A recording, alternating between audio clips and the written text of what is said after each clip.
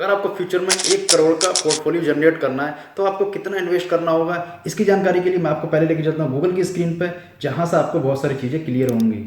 मैंने script box के calculator को ओपन किया। यहाँ पर टारगेट अमाउंट को मैं डाल देता हूँ 1 करोड़। एक्सपेक्टेड ग्रोथ रेट में डाल देता हूँ यहाँ पर 20%। अब आप सोच रहे होंगे 20% कहाँ मिलता है, अभी आपको क्लियर भी करने वाला हूँ। ड्यूरेशन में मैं डाल देता हूँ यहाँ पर 20 ईयर्स।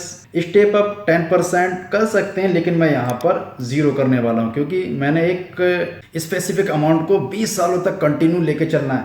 यहाँ पर निकल कर आते हैं जनाब 3163। वाह, इतने जरा से पैसे अगर मैं इन्वेस्ट करता हूँ अगले 20 सालों के लिए 20% रिटर्न के साथ, तो मुझे मिल जाता है यहाँ पर 1 करोड़। और हमें ये एहसास भी नहीं होगा कि हम अपनी सैलरी से, अपने पर्सनल एक्सपेंसेस से ये 3000 का एक छोटा सा इन्वेस्ट की एक SIP ले सकते हैं, जिसके जरिए फ्यूचर में हमें मिलने वाला है 1 करोड़। अब आप सोच रहे होंगे कि 20% रिटर्न कहाँ से जनरेट किया जा सकता है, कौन सा ऐसा इन्वेस्टमेंट प्लान है जहाँ पर आप सिर्फ 3000 इन्वेस्ट करने के बाद 1 करोड़ का पोर्टफोलियो जनरेट कर सकते हैं। तो इसके लिए तो मैं आपको लेकर चलूंगा 10 ऐसे ऑप्शन की तरफ जहां से आप मोर देन 20% का रिटर्न जनरेट कर सकते हैं। ये मैं म्यूचुअल फंड की बात करूंगा, लेकिन इसके अलावा भी अगर आपके पास दूसरे भी ऑप्शन है, वो दूसरे ऑप्शन कौन कौन से हैं, यहाँ पर आप कितना रिटर्न सालाना जनरेट कर सकते हैं, उस सबकी डिटेल मैं वीडियो में देने वाला हूँ। तो इस वीडियो के कोई भी स्टेप को स्किप मत करना, सभी को ध्यान से समझना। हो सकता है कोई ना कोई स्टेप, कोई ना कोई फंडा आपको क्लिक कर जाए और आपकी लाइफ पूरी तरीके से चेंज हो जाए।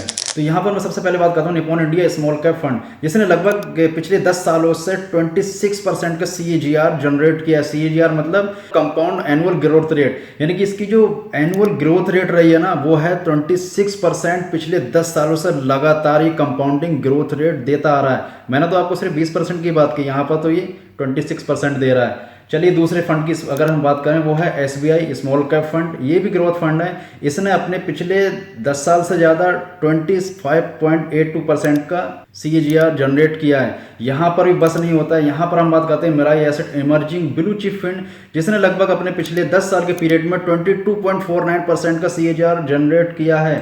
कोटक की अगर हम बात करें तो इसने भी 20.55% का CAGR जनरेट किया है। अगर हम बात करते हैं कनारा रोबेको इमर्जिंग इक्विटी फंड की, तो यहाँ पर भी 20% का फंड जनरेट किया है। Franklin India smaller cost fund की अगर हम बात करें तो इसने 21.25% का रिटर्न जनरेट किया है। अगर हम बात करें क्वांट एक्टिव फंड की, तो इसने भी 20% का compounding annual growth rate generate करके दिया है। अगर हम बात करते हैं यहाँ पर HDFC mid cap opportunity fund की, तो यहाँ पर भी इसने 20% का पिछले 10 सालों से कंटिन्यू कंपाउंडिंग ग्रोथ रेट यहाँ पर हमें देखने को मिलता है। अगर हम बात करते हैं इन्वेस्टको इंडिया मिड कैप फंड की, तो इसने 19.93 लगभग 20% का रिटर्न जनरेट करके दिया है। अगर हम बात करते हैं DSP स्मॉल कैप फंड की, तो इसने भी 22% का CAGR यहाँ पर जनरेट करके दिया है। ये तो थे कुछ एग्जाम्पल आपको दिखाने के लिए कि आप अगर म्यूचुअल फंड से भी चाहें तो भी 20% का CAGR जनरेट कर सकते हैं। अब आपके दिमाग में बहुत सारी चीज़ें सर के ऊपर से जा रही हैं, क्योंकि आज तक की मैंने अपनी वीडियो में किसी भी वीडियो में म्यूचुअल फंड का या फिर स्टॉक मार्केट का, शेयर मार्केट का, क्रिप्टो करेंसी का कोई भी जिक्र नहीं किया है। तो दरअसल ये खुशखबरी है उन सभी लोगों के लिए जिसने मुझसे मेरी पुरानी वीडियो में बताया था कि आप स्टॉक मार्केट के बारे में, शेयर मार्केट के बारे में कुछ नॉलेज शेयर करें ताकि हमें भी कुछ उसका फायदा मिल सके। तो भाई लोगों, आप सभी के लिए मैं एक सीरीज शुरू करने वाला हूँ जहाँ पर मैं अपनी शेयर मार्केट की, क्रिप्टो की अपनी जर्नी को शेयर करने वाला हूँ, ताकि उस सबसे आप भी सीख कर अपना रिटर्न को जनरेट कर सकें, आप अपने फ्यूचर में ग्रो कर सकें। और मेरी इन्वेस्टमेंट स्ट्रेटेजी को जिस तरीके से मैं फंडामेंटल और फिर टेक्निकल एनालिसिस करता हूँ, स्टॉक को पिक करता हूँ, म्यूचुअल फंड को पिक करता हूँ, उस सबको यूज करने के बाद आप अपना खुद का डिसीजन ले सकें, आप अपने दम पर रिस्क ले सकें, अपने दम पर स्टॉक परचेज कर सकें। अब अगर सोच रहे होंगे कि हमें इन्वेस्ट क्यों करना चाहिए, तो दरअसल इन्वेस्टमेंट हमारा फ्यूचर प्लानिंग होता है कि हमें हमारे बच्चों की शादी करनी है, या फिर हमें कोई रिटायरमेंट प्लान करना है, या फिर हमें हमारे घर की कंस्ट्रक्शन के लिए, हमें हमारी ड्रीम कार खरीदने के लिए, कोई भी हमारा प्लान, कोई भी हमारा गोल हो सकता है जिसके लिए हम इन्वेस्ट करते हैं।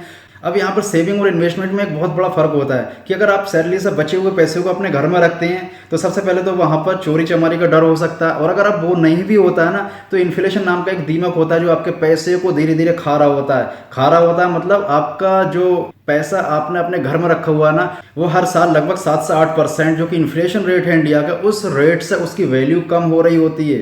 अगर आप मेरी इस बात से सहमत नहीं है ना, तो आप गूगल करके देख लीजिए कि what is the inflation rate of India, पिछले साल का, किसी भी साल का आप डायरेक्ट डायल करके देख लीजिए, तो आपको समझ में आएगा कि इंडिया का जो इन्फ्लेशन रेट है ना, वो 7 से 8% के बीच में होता है। इसका मतलब कि अगर आप किसी भी चीज़ को परचेज करने के लिए अगर आप आज 100 रुपये दे रहे हैं ना, तो अगली साल आपको उसी चीज़ को उतनी ही क्वांटिटी में परचेज करने के लिए 107 या फिर 108 रुपये देने होंगे, तो आपका वो पैसा आपके घर में रखा हुआ ऑटोमेटिकली वैल्यू लूज़ कर रहा है। आपकी गिनती उतनी होने के बावजूद भी वो पैसा आपकी वैल्यू लूज़ करता रहेगा।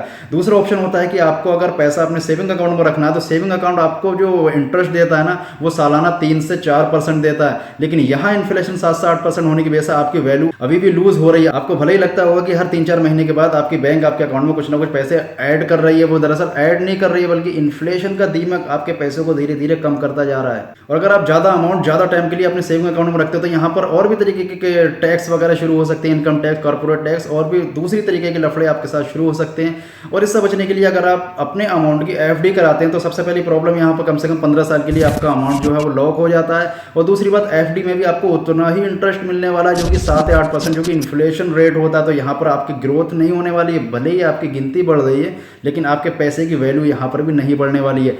अगर आप चाहते हैं कि इस पैसे को रियल एस्टेट में इन्वेस्ट करें, तो यहाँ पर सबसे बड़ा प्रॉब्लम है कि रियल एस्टेट में इन्वेस्ट करने के लिए आपको एक भारी भरकम मोटा-माटी अमाउंट चाहिए। आपको 3-4 हज़ार में कोई रियल एस्टेट देने वाला है नहीं। आपको यहाँ पर 2-4 लाख, 5 लाख, 10 लाख में रियल एस्टेट परचेज करोगे, लेकिन इसकी जो वैल्यूएशन है ना, जो अप्रिसिएशन होती है, वो हर साल 7 से 8% ही होती है। तो यहाँ पर भी आपको एफडी के बराबर ही आपके अमाउंट पर अप्रिसिएशन देखने को मिलेगा।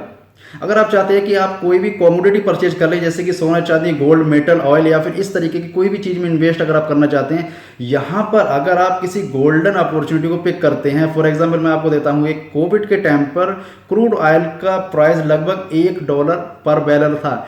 आप सभी ने, मैंने भी इस अपॉर्चुनिटी को एक मिस कर दिया। $1 पर बैरल एक क्रूड ऑयल की कीमत थी, जो कि आज लगभग $80 पर ट्रेड कर रहा है। लगभग 2 या 3 साल में हम अपने अमाउंट को 80 टाइम्स मल्टीप्लाई कर सकते थे। इस तरीके की गोल्डन अपॉर्चुनिटी अगर आप किसी भी तरीके की चीज़ में ढूंढ लेते हैं, तो यहाँ पर आपको कमोडिटी में एक अच्छा ऑप्शन मिलता है। लेकिन ये गोल्डन अपॉर्चुनिटी हमेशा नहीं आती, हमेशा कोविड नहीं आता, हमेशा वर्ल्ड वार नहीं होते। तो इस तरीके की गोल्डन अपॉर्चुनिटी के साइड में करते हुए कमोडिटी हमेशा आपको 7 से 8% रिटर्न देती है, जो कि ठीक तरीके से आपके इन्फ्लेशन को भी बीट नहीं कर पाएगा। अब अगर इसके अलावा बात करें हम किसी शेयर मार्केट की, यानी कि डायरेक्ट अगर आप कोई भी स्टॉक परचेज करते हो, तो स्टॉक परचेज करने के लिए सबसे पहले तो आपको एक डीमेट अकाउंट चाहिए होगा। डीमेट अकाउंट के सालाना चार्जेस भी आपको भरने होंगे, आपको ब्रोकरेज फीस भी भरनी होगी, और इसके बाद में आप यहाँ से 10 से 20% के अंदर रिटर्न जनरेट कर सकते हैं। लेकिन यहाँ पर आपको एक्सपर्टीज भी होनी चाहिए, आपको किसी भी कंपनी के बारे में डीप नॉलेज होनी चाहिए। उसके फंडामेंटल और टेक्निकल एनालिसिस करने के बाद, उसकी फ्यूचर ग्रोथ देखने के बाद आप अगर डिसीजन लेते हैं किसी अच्छे स्टॉक को पिक करने का, तो यहाँ पर आपको 10 से 20% का रिटर्न देखने को मिल सकते हैं। लेकिन अगर आपने यहाँ पर कोई भी गलती की, तो आप 10 से 20% के चक्कर में अपना प्रिंसिपल अमाउंट को भी लूज कर सकते हैं। इन सभी पचड़ों से बचने के लिए, लफड़ों से बचने के लिए म्यूचुअल फंड एक बेहतरीन ऑप्शन होता है, जिसमें हम हमारा एक छोटा सा अमाउंट, कोई भी अमाउंट हम सेलेक्ट करते हैं, वो एक अमाउंट किसी भी एएमसी को देते हैं। एएमसी मतलब एसेट मैनेजमेंट कंपनी को देते हैं, और वो एएमसी हमारी तरफ से हमारा उस अमाउंट को अलग अलग चीज़ों में डिवाइड कर देती है। और ये अच्छे खासे एक्सपर्ट होते हैं, इनको मार्केट की ठीक ठाक समझ होती है, बहुत सारा लंबा चौड़ा एक्सपीरियंस होता है, बहुत बड़े अमाउंट को ये लोग हैंडल कर रहे होते हैं। तो यहाँ पर इनसे गलती के चांसेस भी कम होते हैं। इसके एवरेज में ये हमें 10 से 12%, और जो कि मैंने आपको अभी दिखाया है कि 20% तक रिटर्न जनरेट करके देते हैं, ये बिल्कुल सच है। और म्यूचुअल फंड लेने के लिए आपको कोई भी एनुअल चार्ज नहीं देने होते, आपके यहाँ पर कोई भी हिडन चार्ज नहीं होते हैं। आपका अकाउंट जिस भी बैंक में है, आप वहाँ से भी अपनी एक SIP शुरू कर सकते हैं, जो कि लिंक्ड होगी आपके सेविंग अकाउंट के साथ। मंथली बेसिस पर आप इसको अगर करते हैं, तो हर महीने की उसी डेट को आपका अमाउंट आपके अकाउंट से डिडक्ट हो जाएगा, और वो धीरे धीरे आपको कंपाउंडिंग की ग्रोथ देने लगेगा।